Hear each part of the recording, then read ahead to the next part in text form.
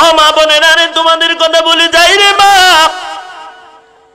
যদি তোমার করা ভালো হয়, তুমি যদি পর্দানিশী নারী হয়ে যাও, তুমি যদি দিনদার হয়ে যাও, তাহলেই তুমি অবশ্যই জান্নাতি হইবা। আল্লাহ 5 জন মারে জান্নাতের গ্যারান্টি দিল রে মা। 1 নম্বরে আসিয়া, 2 নম্বরে মারিয়াম, 3 নম্বরে হযরতে সুমাইয়া, 4 নম্বরে হযরতে খাদিজা, 5 নম্বরে হযরতে ফাতেমা। এই 5 জন মারে দুনিয়া জমিনে জান্নাতের গ্যারান্টি দিল রে মা। শুধু তাই নয়, মারা 4টি তোমরা কাজ করবে। 1 নম্বরে নামাজ আদায় করবে, 2 নম্বরে স্বামীর খেদমত, 3 নম্বরে পর্দা করবে মা, 4 নাম্বার সতীত্বর হিফাজত করবে। এই 4টা কাজ করলে জান্নাতি হবে রে মা। কেমন করে? তোমার পেটে সন্তান যদি দিনদার বানাইতে চাও, তোমার নামাজ পড়তে হবে, কোনোদিন নামাজ কাজা করা যাবে না। এমন একটি ঘটনা রে মা, কেমন করে আল্লাহর ওলি হয় রে হযরতে বাইজিদ যখন ছোট, মার ডেকে বলে, মা আমার রবকে, মা আমার এই খাদ্য খাবার গুলা কে দেয়, আমাকে একটু খাবার দাও না। বাইজিতের মা বলতেছে, বাবা রে, এই খাবার আমি দেই না, এই খাবার যিনি দেয় তার কাছে তুমি খাবার চাও। দেখেন মা কেমন করে দিন শিক্ষা দেয়। ও মা বোনেরা, ভালো করে কান লাগাবে। হযরতে বাইজিতের মা বাইজিদকে যখন পানি নিয়ে আইসে, পানি নিয়ে গিয়ে অজু করাইয়া দিল, সুন্দর করে অজু করাইয়া জায়নামাজ বিছাইয়া দি বললে, বাবা আমি যেভাবে নামাজ পড়লাম এইভাবে তুমি নামাজ পড়ে 2 হাত তুলে আল্লাহর কাছে দোয়া করবে। হযরতে বাইজিদ জায়নামাজে বসিয়া যখন নামাজ শেষ করে দোয়া করতেছি, বাইজিতের মা খাবার প্লেট রেডি করে বাইজিতের টেবিলের পিছনে রেখে দিলেন। হযরতে বাইজিদ নামাজ শেষ করে পিছনের দিকে চেয়ে দেখে আমার খাবার রেডি। হযরতে বাইজিদ খাবার দেখে খুশি হয়ে খাবার খায়। প্রতিদিন নামাজ পড়ে আর পিছনে খাবার দেখতে পায়, খাবার খেয়ে নেয়, আল্লাহর ইবাদত করে কান্দে। ও আল্লাহ, আমার মা বলেছে তুমি নাকি রব, তোমারে নাকি দেখা যায় না আল্লাহ গো। বাইজিদ চোখের পানি ফেলে কান্দে। ছোট মানুষরে শিক্ষা দেয়, ইলম শিক্ষা দেয়, কিভাবে দ্বীনের শিক্ষা দেয়, কেমন করে রে। বাইজিদ এই শিক্ষা নেওয়ার পরে একদিন বাইজিদ যখন নামাজে চলে যায়, সেই দিন বাইজিতের ঘরে কোনো খাবার ছিল না। মা বড় চিন্তায় পড়ে যায়, বাইজিত তো নামাজ পড়েই খাবার চাবে, আমি কেমন করে বাইজিত রে আজকে খাওয়াবো। মা নামাজ পড়া রেডি করে দিয়ে যখন মা গ্রামের ভিতরে চলে যায়, পাড়ার ভিতরে কি কোনো খাবার পাই না, চিন্তায় পড়ে বাইজিতকে কেমন করে খাওয়াবো। আল্লাহ, আজকে বুঝি আমি বাইজিতের কাছে ধরা পড়ে যাব।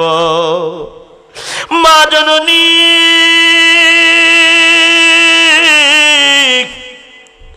বাড়িতে যখন ফিরেছে রে মুসলমান, দেখেন না আল্লাহর দ্বীনের পথে চললে আল্লাহ তার হিফাজতকারী হয়ে যায়, আল্লাহ তার সাহায্যকারী হয়ে যায়। ওয়া কানা হাক্কান আলাইনা নাসরুল মুমিনিন। আমার আল্লাহ বলে, তোমরা যদি মুমিন হয়ে যাও, আমি আল্লাহ তাদেরকে সাহায্য করা ওয়াজিব হয়ে যায়। আল্লাহ রাব্বুল আলামিন এমন দৃশ্য বাইজিতের মার পরীক্ষা নিয়ে নিলেন। বাইজিতের মা এসে দেখতে পায় আমার বাইজিত কি সুন্দর সুন্দর খাবার খাচ্ছে, এই খাবারটা পৃথিবীর কোনো খাবার নয় রে। ওই খাবার দেখে মা চমকে পড়ে, মা একটা দৌড় দেয় রে। বাইজিতের মা একটা দৌড় দেয়, যাই নামাজে বসে কান্দে, ডেকে বলে, আল্লাহ গো, তোমার লীলা বোঝা বড় দাও।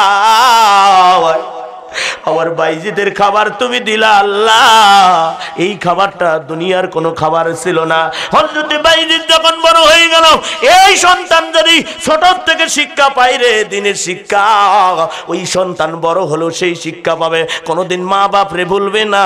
বাইজিদের মা একদিন অসুস্থ হয়ে বললেন, হযরত গভীর রজনীতে ডেকে বলে, বাবা বাইজিদ, আমার পানির পিপাসায় কলিজা শুকায় যায় বাইজিৎ রে, এক গ্লাস পানি দাও না রে বাইজিৎ।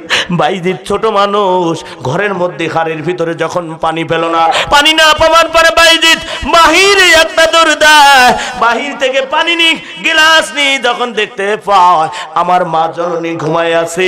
বাইজিৎ মায়ের ঘুম দেখে ছোট বাইজিৎ এত ব্রেনটি এত বুদ্ধিমানী বাইজিৎ, বাইজিৎ দাঁড়ায় আছে শীতের রজনীতে। মা যখন তাহাজ্জুদের নামাজ আদায় করবে ওই টাইমে দেখতে পায় আমার ছোট বাইজিৎ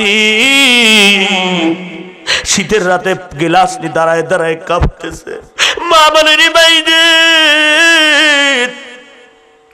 বাবা তোরে পানি নিয়ে আসতে বলেছিলাম, তুই কেন দাঁড়াইয়া?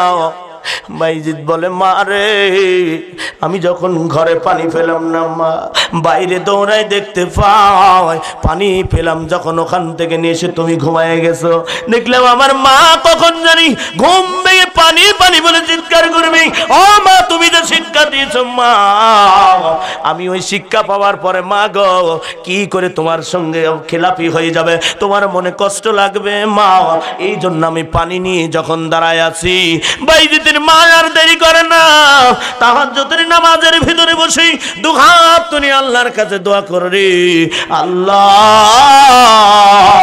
আমার বাইজিৎ এত বড় বাইজিৎ হলো, বাইজিৎ আমার বাইজিৎ আমার প্রতি এত খেদমত করে, আল্লাহর ইবাদতের পরে বাইজিৎ আমি মায়ের খেদমত করে ছোট বাইজিৎ। আল্লাহ গো আমার বাইজিৎ রে এই জামানার শ্রেষ্ঠ ওলি বানায়া দাও, বলুন সুবহানাল্লাহ।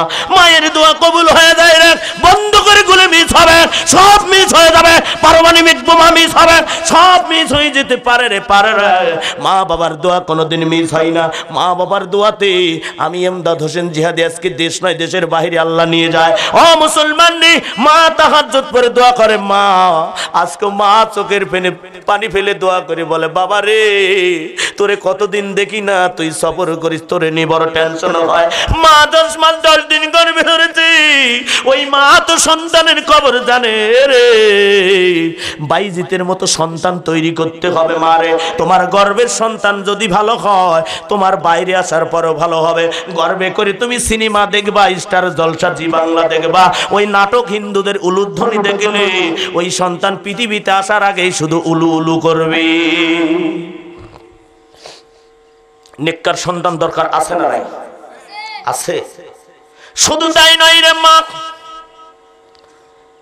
আল্লাহর ওলিরা কেমন হয়? আল্লাহু ওয়ালিউল্লাযিনা মুখরিজুম মিনাজ জুলমাতি ইলান নূর। আল্লাহর ওলি ছিলেন, তার ক্ষুধার যন্ত্রণা সহ্য করতে পারে না। আমি এই পয়েন্টটা নিঃশেষ করবো রে মুসলমান। এই ওলি যখন নদীর ধার দিয়ে চলে যায়, যেতে যেতে দেখেন নদী দিয়ে একটা ফল চলে যাচ্ছে, এই ফলটা তিনি ক্ষুধার্ত অবস্থায় বুঝতে পারে না এটা কার গাছের ফল। তিনি ফলটা পানির থেকে তুলে যখন কামড় দিয়ে 2 কামড় খেয়ে ফেলেছে, খাওয়ার পরে তার স্মরণ হয়ে যায় আমি কার গাছের ফল খেলাম না, মালিককে না বলে আমি অন্যায় করেছি। এই মালিক যদি দুনিয়াতে আমারে মাফ না করে, কাল হাসরে যদি আমার আসামির কাঠগড়ায় দাঁড় করিয়ে দেয়, আমি সেই দিন কি জবাব দেব? সুতরাং এই মালিককে আমার খোঁজ করতে হবে। আল্লাহর ওলি এই বাগানের মালিককে খোঁজ করতে করতে চলে যায়, একজন মানুষরে পেয়ে যায় জঙ্গলের ভিতরে। বলল তুমি কি জানো এই গাছের ফলের বাগানের মালিককে? বলল এই বাগানের মালিক হলো ওই দেখেন উনি দাঁড়িয়ে আছেন। ওনার কাছে গিয়ে বলল বাবারা আমি আপনার গাছের ফল খেয়েছি, এই ফলটা পানিতে ভেসে যায়, আপনি যদি আমারে ক্ষমা না করেন আমি এই ফল খাওয়ার পরে কাল হাসরের ময়দানে আমি আল্লাহর কাছে কি জবাব দেব যেদিন একটা মুসিবতের সময় হবে। إذا السماء انفطرت وإذا الكواكب انتثرت وإذا البحار فجرت وإذا القبور بعثرت। সেদিন আসমান বিটে দেবে, নক্ষত্রগুলো ছিটকে ছিটকে পড়বে, আর কিছু থাকবে না, থাকবে না, সব কিছু ফানা ফানা হয়ে যাবে। সেই দিন কবুল করা হবে না। ফালাই ইকবালা মিনহু ওয়া হুয়া ফিল আখিরাতি মিনাল খাসিরিন। ওই আখিরাতে আমি ক্ষতিগ্রস্ত হয়ে যাব। সেই দিন আমি কি জবাব দেব? আপনি আমারে মাফ করে দিন, মাফ করে দিন, আমি আপনার গাছের ফল খেয়ে ফেলেছি। সঙ্গে সঙ্গে বুঝতে পারলো এই ব্যক্তি নেক ব্যক্তি, সবচাইতে পরোজগার ব্যক্তি। এমন একটা যুবককে আমি খুঁজতেছি, বহুদিন যুবকের আশায় আছে, আমার মেয়েটি কার সঙ্গে বিবাহ দেব। এইটা বলার পরে ভেবে বললেন, ও বাবারা, তোমাকে আমি মাফ করে দিতে পারি, আমার বাড়িতে তোমাকে 8 বছর গোলামি করতে হবে। আল্লাহর ওলি সঙ্গে সঙ্গে রাজি হয়ে যাও। যদি আমি 8 বছর গোলামি করার পরেও আমি হাসরের ময়দানে আল্লাহর কাছে মাপ পেয়ে যাই, আমি রাজি। 8 বছর গোলামি করার পরে আল্লাহর ওলি বলল, আমার কি মাফ করা হয়েছে? বলল, তোমার বাবা মাফ করতে পারি, আরো 2 বছর আমার বাড়িতে তোমাকে গোলামি করতে হবে। আরো 2 বছর যখন গোলামি হয়ে যায়, এই গোলামি শেষ হওয়ার পরে বলল, বাবা আমার কি মাফ হয়েছে? বলল, বাবা রে, এই বাগানের মালিক যিনি, উনি যদি তোমারে মাফ করে দেয় তুমি মাফ পাবে। বলল, এই বাগানের মালিক কে? বলল, আমার মেয়ে। আল্লাহর এই কথা শোনার পরে বলল, তিনি কোথায় আছে আমি তার কাছে মাপ চাবো। তিনি বলেছে তোমারে মাফ করে দিতে পারে, তারে তোমাকে বিবাহ করতে হবে। বললেন, আমি তাও রাজি। কাল হাসরের ময়দানে আমার রবের কাছে আমি আসামি হতে চাই না। আপনার গাছের ফল খেয়েছি, তাকে যদি বিবাহ করতে হয় তাই করব। বলল, বাবা রে, আমার মেয়েটির তুমি যে বিবাহ করবে, এই মেয়েটি সম্পর্কে তোমার জানার দরকার। বলল, বলুন না। আমার মেয়েটি হলো কানা বুবা ন্যাংরা। আমার এই ন্যাংরা কানা খোরা মেয়েটিকে তুমি কি বিবাহ করবে? আল্লাহর ওলি ডেকে বলে, বাবা আমি তাতেও রাজি, আল্লাহর আসামির কাঠ গড়ায় আমি যেতে চাই না, আমি তারপরও তারে বিবাহ করব। এইটা বলার পরে বিবাহর আয়োজন যখন করা হলো, এই বিবাহর আয়োজন যখন হয়ে যায়, বাসর ঘরে যখন আল্লাহর ওলি প্রবেশ করেছে, প্রবেশ করার পরে দেখতে পায় ঘন্টা দিয়ে একটা রমণী বিশ্ব সুন্দরী বসে আছে। বলুন সুবহানাল্লাহ। আল্লাহর উনি একটা দৌড় দিয়েছে, এক দৌড়ে বাইরে চলে এসে বলল, ও বাবা গো, আপনি কার সঙ্গে বিবাহ দিয়েছেন? আপনি না বলেছেন আপনার মেয়েটি কানা বুবা খোরা, আপনার মেয়েটি সুন্দরী, এত সুন্দর মেয়ে জীবনে আমি দেখি নাই, দেখি নাই, এত সুন্দর রূপবতী আপনার মেয়েটি, আপনি বুঝি ভুল করে অন্য মেয়ের সঙ্গে বিবাহ দিয়েছেন। আল্লাহর ওলিকে ডেকে বলেন, ও বাবা গো, তুমি শুনে নাও, তোমাকে যখন আমি প্রথম পেলাম তুমি বললে ফল খেয়েছি, তোমার চেহারার দিকে আমি বললাম তুমি একটা নেক বান্দা, তুমি একটা ভালো মানুষ। আমার মেয়েটি তখনও সাবালিকা হই নাই, এই জন্য তোমাকে 8 বছর গোলামি করতে বললাম। 8 বছর গোলামি করার পরে আমি দেখলাম আমার মেয়েটি সাবালিকা হইতে আরো 2 বছর বাকি, এই জন্য আরো 2 বছর বাড়ায় দিলাম। আমার মেয়েটি যখন 2 বছর 10 বছর গোলামি করলে সাবালিকা হইল, ওই মেয়েটি হলো আমার এই মেয়েটি, আমার মেয়েটি কানা বুবা খোরা। এই জন্য বলেছিলাম যুবক রে, আল্লাহর ওলিকে ডেকে মানে, ও যুবক রে,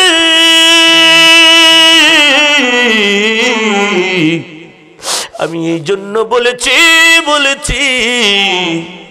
আমার মেয়েটি হলো কানা, কারণ এই চক্ষু দিয়ে কোনোদিন কোনো পরপুরুষকে দেখে নাই, বাইরের আলো দেখে নাই, এই জন্য আমার মেয়েটি 1 নম্বরে হলো কানা।